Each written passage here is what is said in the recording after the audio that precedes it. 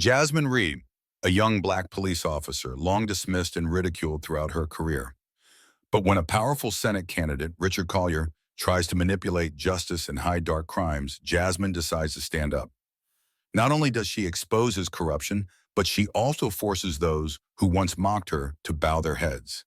But no one expected that her bravery would push Collier to the brink of collapse. Can she protect the truth, or will she be pulled into the trap she herself set? Savannah, Georgia, a scorching June afternoon.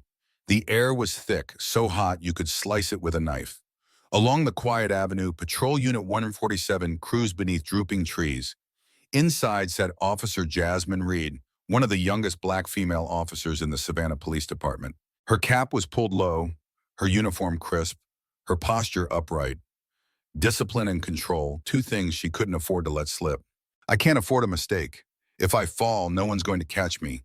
They never protect someone like me. Dad used to say that.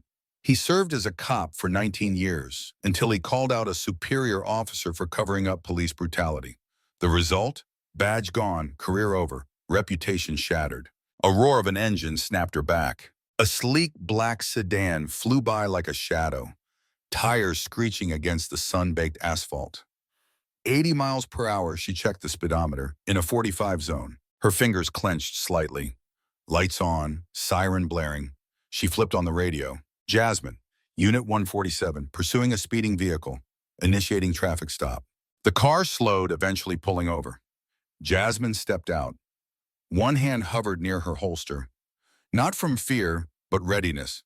She approached and tapped the driver's side window. Knock, knock. The tinted glass lowered.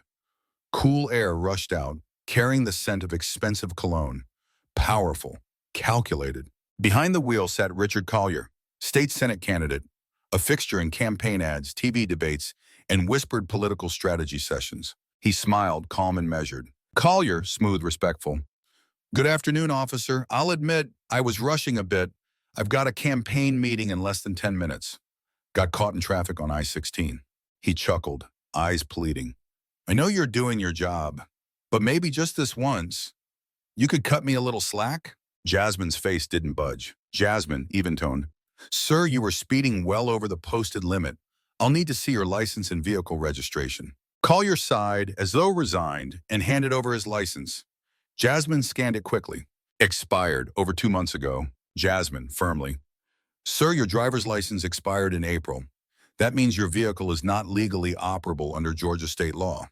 I'll need to issue a citation and request the vehicle be impounded. Collier's polite smile faltered. He leaned his head to one side, studying her more closely. Collier, voice lower, colder. Reed, right? Jasmine Reed.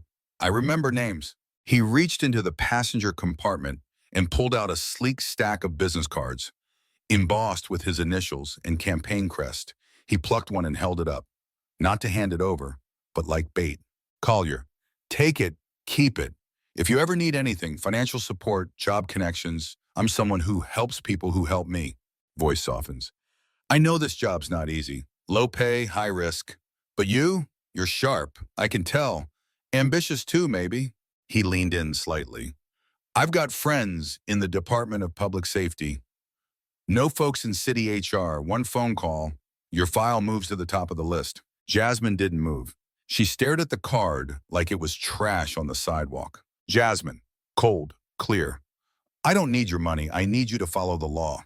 Something shifted in Collier's expression. The charm peeled back, revealing irritation. Then something harder. Collier, calm but menacing. You do realize Police Chief Hayes had dinner with me last week? Mayor Wallace backed my first campaign. You sure you want to play this game, Officer Reed? She remained stone-faced. But something else caught her eye. The strong cologne didn't match the driver's seat setting. It was pushed too low, odd for someone Collier's height. Someone else was driving this car recently. Why would a man like him be in an improperly set seat? She reached for her radio. Time to request verification. Collier leaned back, exhaled, and pulled out his phone. Collier muttering, if she wants to make this difficult, fine. On the phone screen, W. Hayes. He pressed call, brought the phone to his ear. Jasmine didn't flinch. The game had just begun. Jasmine gently tapped her shoulder radio. Her voice was calm but firm. Unit 147 requesting backup. Possible special circumstance unfolding. She stood tall, eyes fixed on Collier, who remained in the driver's seat with a self-assured smirk, convinced he still had control. Moments later, the wail of a second patrol car echoed down the street. Jasmine didn't look back. She already knew who it was. Lieutenant Samuel Barnes stepped out of the cruiser, tall, broad-shouldered, gray streaks at his temples, and eyes sharpened by decades of police work. His gaze swept quickly from the black sedan to Jasmine, then settled on the man stepping out of the car. The moment Collier saw Barnes, his whole demeanor lit up. He walked toward him, smiling widely, his tone suddenly warm and familiar. Collier, cheerful, overly friendly. Lieutenant Barnes, perfect timing. Finally, someone with a level head. We met at Mayor Wallace's fundraiser, remember? This young officer here is just being a bit too by the book. He chuckled lightly, extending a hand for a shake, but Barnes didn't take it. He didn't smile. He didn't respond. Barnes, flat tone. Reed, what's going on here? Jasmine, professional, calm. Sir, Mr. Collier was clocked going well over the speed limit. His initial license was expired. He later produced new documents that appeared valid, but when I checked the vehicle's VIN, it didn't match the registration. Clear and firm. That gives me legal grounds to impound the vehicle for investigation. Barnes looked at Jasmine. He didn't say anything immediately, just studied her for a few seconds. No praise, no reaction. But in that glance, there was something quiet, something like respect. Collier's smile vanished.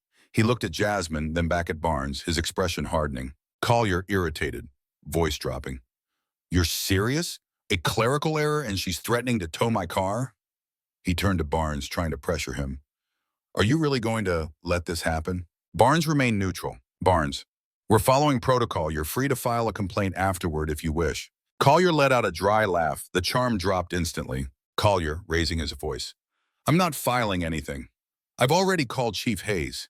And if either of you cares about your careers, I'd suggest you'd think twice before pushing this. His voice rose, chest puffed, fury radiating. Collier, I could shake this entire department with one press conference.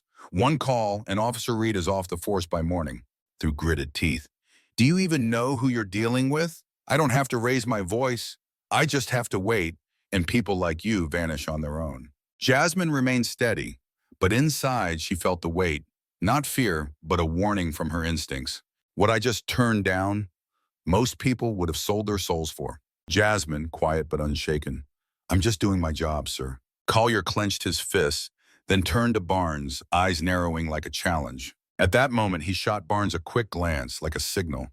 But Barnes didn't move, didn't blink, didn't respond. He stood like a stone wall. Barnes, voice like a gavel. No one, including a Senate candidate, is above the law. Collier squinted, voice lowering but venomous.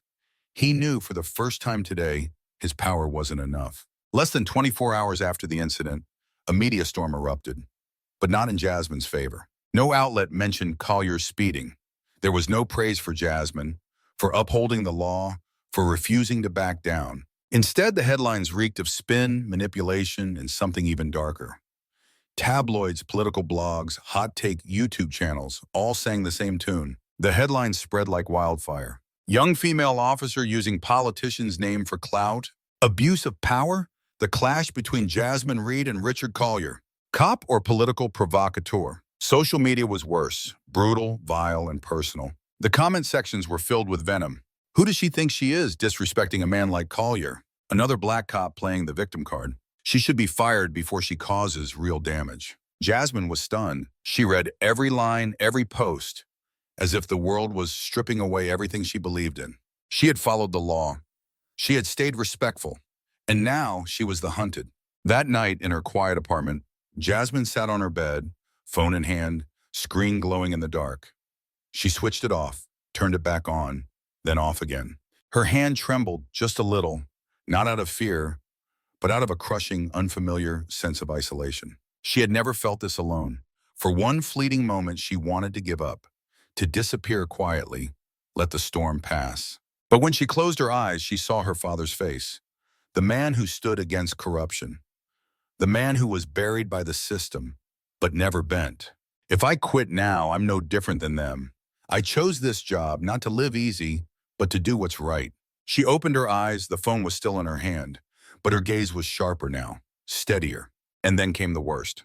Anonymous messages, no names, no faces, just words, like knives. Keep your mouth shut unless you want trouble.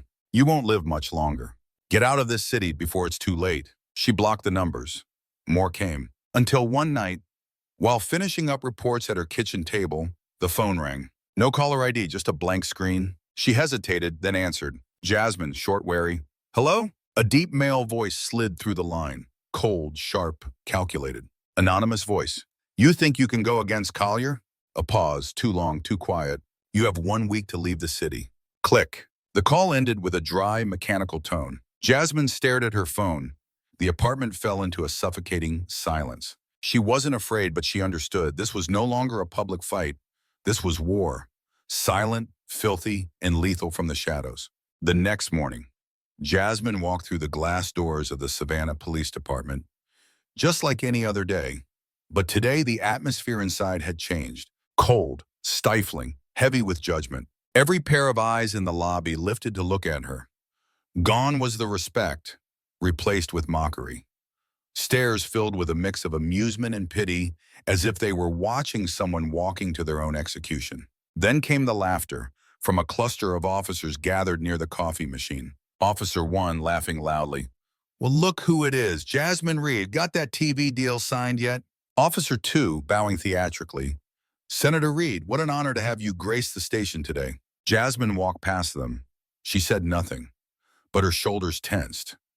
Each step felt like walking across cracked ice. Down the hallway, Sergeant Marquez, someone she once trained with, passed by. He said nothing. Didn't look at her, but his grip tightened on the file in his hands. His eyes flicked away, awkward, as if hiding a guilty conscience. At the front desk, Lieutenant Rick Carter, an older man with a stone-set face and a voice like rusted steel, looked up from behind the glass. Carter, dry mocking tone. What are you still doing here? Thought you'd figured out you're not a real cop anymore? Jasmine held his gaze without flinching. Jasmine, calm, sharp. I'm here to work. Got a problem with that? Carter didn't answer. He just shook his head and turned away, like she'd just wasted his time. Inside Chief Hayes' office. The room was quiet, blinds drawn, yellow light falling over an old leather chair. Jasmine sat across from Police Chief Hayes, the same man who once smiled while pinning her badge. Today there was no smile, only cold detachment. 2 senior officers flanked him, silent, unreadable. Hayes opened a folder, flipped a sheet, didn't look up. Hayes, flat, emotionless. After review, we've decided to suspend you indefinitely for procedural violations. Looks up. Your actions have caused serious damage to the department's public image. Jasmine stood up. Her voice trembled, not from fear, but from anger. Jasmine, I didn't violate anything. I followed every rule, every step. Hayes stared back, eyes empty of empathy. Hayes, cold, almost cynical. Around here, Reed, it's not about right or wrong. It's about who holds the louder microphone. Then calmly, this is political, and the department can't keep someone as controversial as you right now. Jasmine's hands clenched. She scanned every face in the room. No one looked her in the eye. Jasmine, hoarse, bitter. This is because of Collier, isn't it? Silence. Slowly she reached for her badge, once a symbol of pride, and placed it on the cold wooden desk. Jasmine, staring at Hayes, if you think I'll stay silent, you've underestimated me. She turned and walked out. Her hand trembled. Her jaw clenched. She didn't cry. She wouldn't. But inside, something cracked. And as the door clicked, shut behind her, this wasn't the end. It was the beginning of a different kind of war. That night, Jasmine sat alone in her small apartment, bathed in dim yellow light.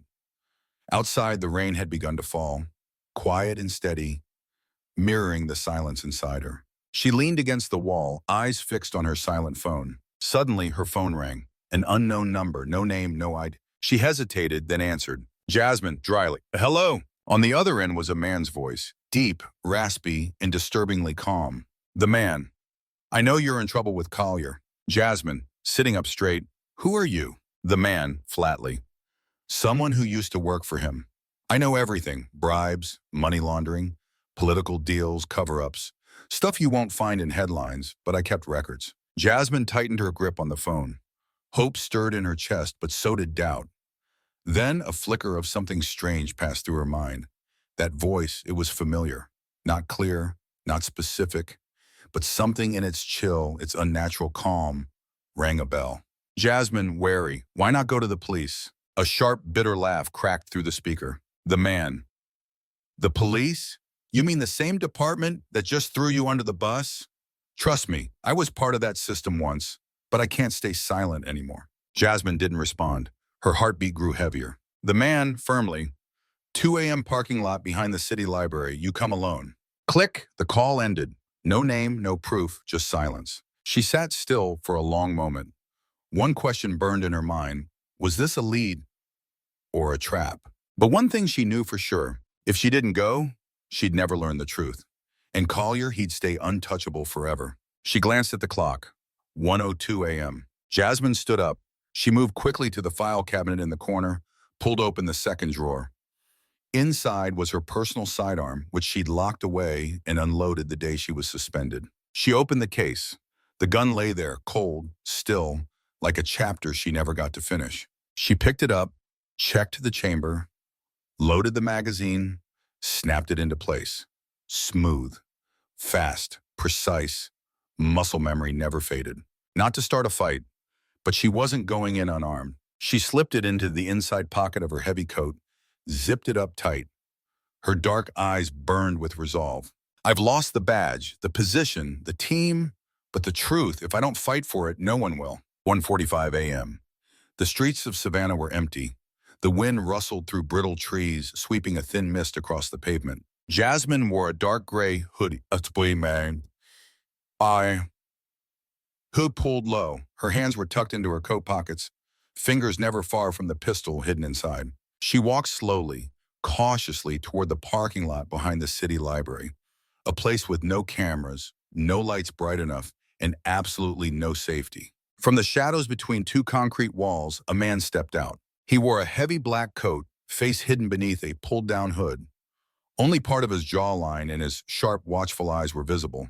The man, you came alone? Jasmine, coldly. Want to check? He let out a dry, rasping laugh. Not amused, just satisfied. She'd responded exactly as he expected. He reached inside his coat and pulled out a silver USB drive, holding it up under the weak glow of the street lamp. The light caught on the metal like a blade. The man, everything you need is in here. Jasmine didn't look away. Jasmine, how do I know this isn't a trap? The man, calmly. You don't. But if you don't take it, you'll lose your only shot at bringing him down. She said nothing. Her eyes didn't leave his. On one side, danger. On the other, the truth. And in between them, a line only the brave dared to cross. Finally, she reached out and took the USB. Jasmine, what's on it? The man. Offshore accounts, emails, bribe recordings, footage from closed-door meetings with financial kingpins. His entire empire, one brick at a time. Jasmine, quiet. Why help me? He turned slightly, voice dropping. The man. Because I used to be part of it, and now I have nothing left to lose. A pause, then almost like a confession. Because to him, human lives mean nothing. People, to that senator, are just another commodity to trade. He didn't say another word, didn't look back. He turned and walked into the dark, where the light couldn't reach. But just before disappearing, he glanced back quickly, not at her, but as if checking to see if someone else was watching. His gait wasn't fearful, it was controlled, like a man who still had cards left to play. Jasmine stood frozen. Rain began to fall harder now. In her hand, the silver USB glinted beneath the dull glow of a flickering streetlight. No one could say for certain what she now held, a weapon of truth or a ticking time bomb. She clenched her fist around it. For a fleeting second, she wanted to throw it away, walk off, vanish. But then, the faces of victims, those crushed by Collier's power, stripped of voice and dignity, flashed before her. She took a breath, turned, and walked away from the lot, never once looking back. Across the street, high above, on the rooftop of a building, a small red glow flickered in the dark, the tip of a cigarette. Then it went out. Someone had seen everything. 1:45 a.m.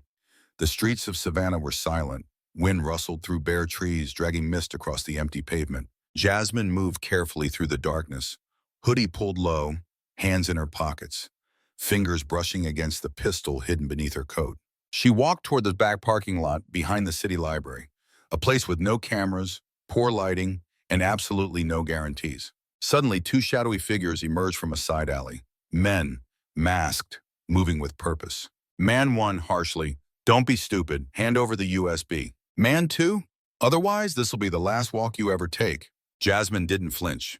Her hand slid toward the grip of her weapon. Jasmine, coldly, "I'm not carrying anything, and even if I were, it wouldn't be for men like you." Man 1 snarling, "You're out of time." Click. He drew his gun, and so did Jasmine. Bang! The first shot cracked through the air. She dove to the side, rolling behind an old pickup truck parked nearby.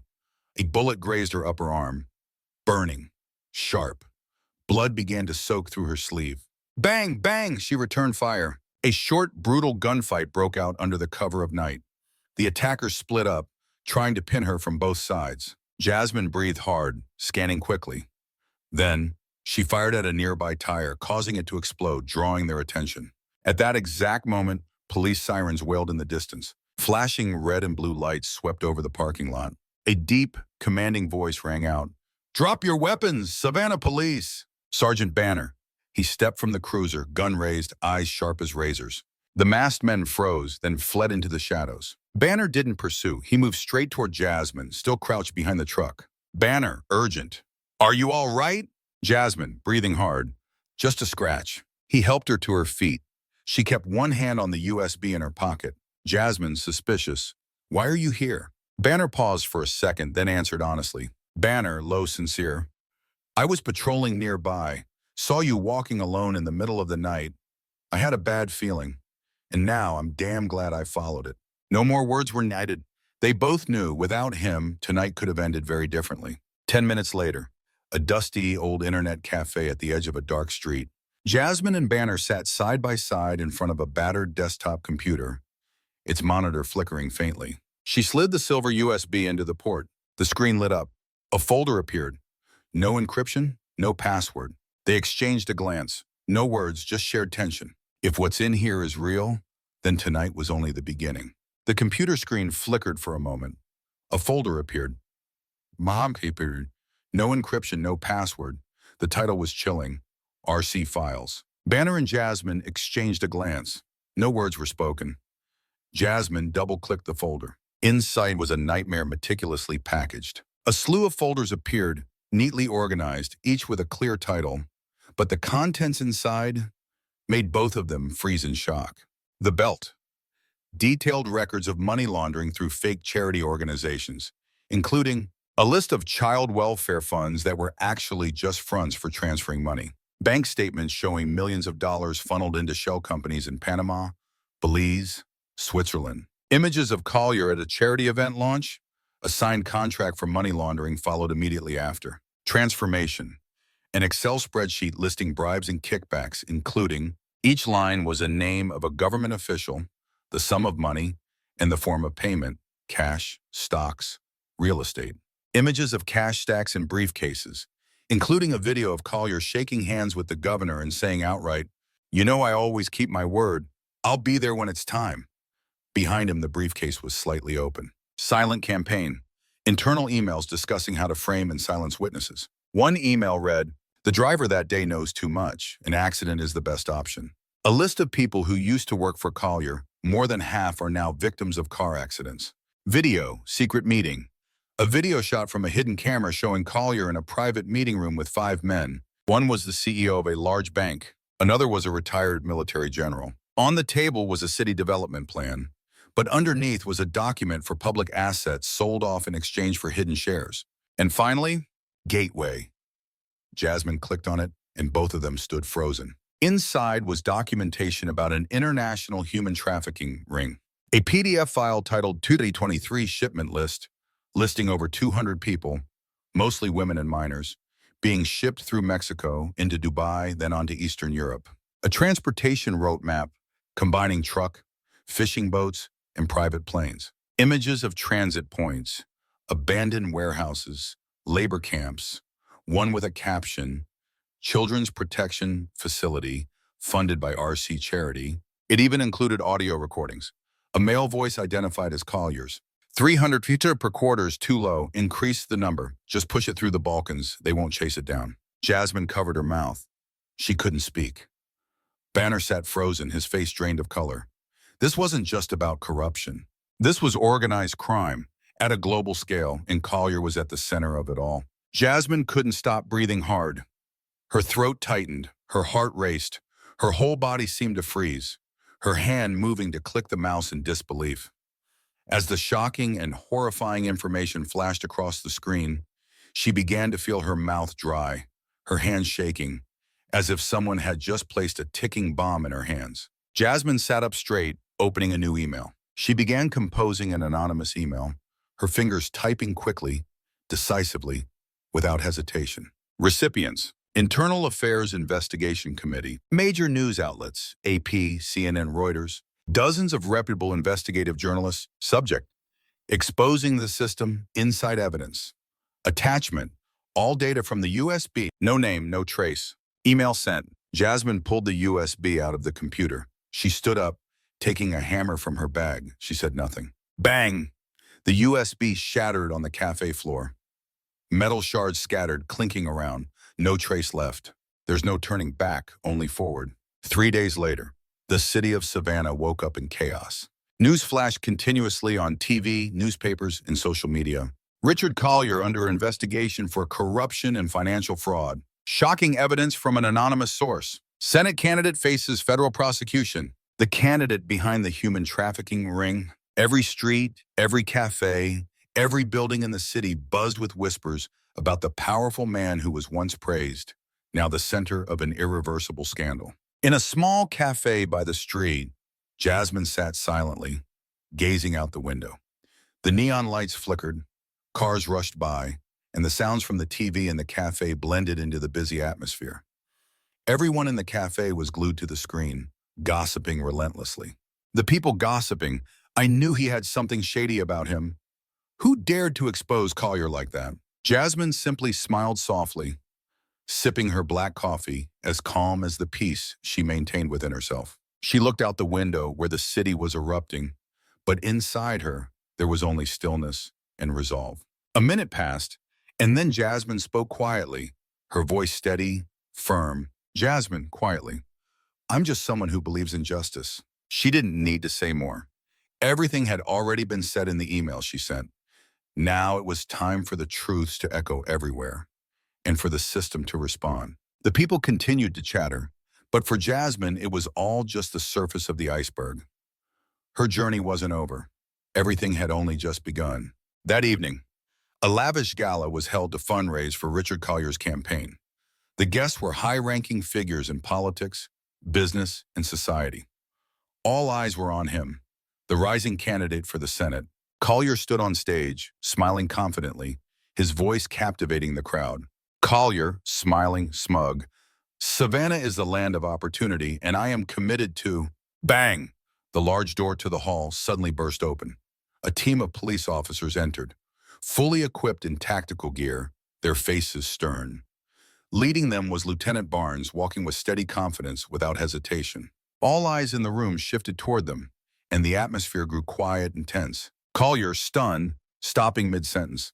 Barnes, what's this about? Barnes coldly with no emotion. Richard Collier, you are under arrest for bribery, money laundering, and obstruction of justice. Collier froze, his smug expression wiped away, replaced with confusion and fear. Collier, dazed, stammering. This is a trap. I've been set up. I'm the most powerful man in this city. The whispers erupted in the room like a tidal wave. The guests couldn't believe their eyes. The entire room was filled with chaos, unable to fathom that Collier, the most powerful man in the city, was now being handcuffed right before them. The media went wild, cameras and flashes going off in every direction. Everyone's attention was on Collier as he struggled helplessly, trying to break free from the reality unfolding before him. Barnes, still calm, looking straight at Collier. No one is above the law, not even you. The handcuffs clicked shut. Collier tried to wriggle free, but it was futile. All his words became meaningless. The sound of the handcuffs snapping echoed through the room. Collier was being escorted away, no longer the most powerful man in the city, but just another criminal facing justice. All eyes now turned to him with contempt, no longer admiration or fear. Barnes, calmly without emotion. Not anymore. Jasmine sat in the shadows, watching from a distance, witnessing everything unfold. She didn't need to do anything. Everything was happening exactly as she had hoped. Justice had finally triumphed, and Collier could no longer escape the truth. The feeling of a symbol of power crumbling before her eyes was a victory she had fought hard for. She could see the tension in the eyes of the crowd, and now it was time for them to realize that the truth had been exposed. Jasmine simply smiled softly, her eyes still focused on the scene before her. No words were necessary, only a glance. She had won. The handcuffs clicked shut. Collier was escorted off the stage, no longer the man standing at the top, but a mere criminal being taken down by the law. All gazes turned to him in contempt, no longer with respect or fear. The next morning, Jasmine Reed walked into the Savannah Police Department. Throughout the hallway, every eye followed her, but this time not with contempt, but with respect. There were no more snide laughs behind her back, no more skeptical glances. The silence was different now. It was a silence of respect. Jasmine walked forward, head held high, needing no approval from anyone. She didn't need to explain herself. Her actions were enough. Up ahead, Lieutenant Barnes stepped forward to greet her. He no longer wore the usual stern demeanor, but instead showed a rare warmth in his eyes. Barnes softly smiling. "Welcome back, Reed." Jasmine nodded but didn't speak. Barnes placed his hand on her shoulder, his voice filled with pride and admiration. Barnes gently, "You were very brave. We are all proud of you." Jasmine didn't need any praise, but a warmth spread through her. It was as if all the struggles and challenges she had faced finally had meaning. She had fought, and now she had earned the respect she truly deserved. Soon after, a group of officers, those who had once mocked her, now approached her. Lieutenant Rick Carter stepped forward, his expression awkward, his head lowered. Carter, awkwardly, no longer with his usual arrogance. "Reed, I owe you an apology." Jasmine remained silent, her gaze steady as she looked at him. She didn't need to say anything. Her actions had already spoken for her. Carter, looking her in the eye, genuinely remorseful. "I thought you just wanted to be famous. I was wrong." Jasmine still didn't speak. She knew that apologies weren't enough. It was the actions that followed that truly mattered. A young officer who had once laughed at her in the hallway approached and whispered, his eyes full of admiration. Young officer softly, "We didn't stand by you when it mattered, but now we see who the real cop is." Another female officer stepped forward, her eyes reflecting a genuine change of heart. Female officer, gently, "You didn't just protect your own honor. You protected ours too." Jasmine took a deep breath, a sense of calmness sweeping over her. This was the moment she had fought for. All the sacrifices had finally paid off. Jasmine scanned the group, her gaze cold but resolute. She didn't need their praise. She had walked the path she had to, and nothing else mattered now. Jasmine, cold but clear, a true apology is not in words, it's in actions. She didn't look back. No need for accolades, no need for recognition. She had done what she had to do. Jasmine walked to her old desk. She sat down, turned on her computer, and went through the unfinished reports. She didn't rush, didn't feel the need to do anything other than complete the task at hand. No boasting, no spotlight. She didn't do this for fame, not for a promotion, not to prove anything to anyone. She did it because right is right and wrong is wrong. Closing words. Justice doesn't always come quickly, but it comes if someone is brave enough to stand up. And Jasmine Reed will always be that person.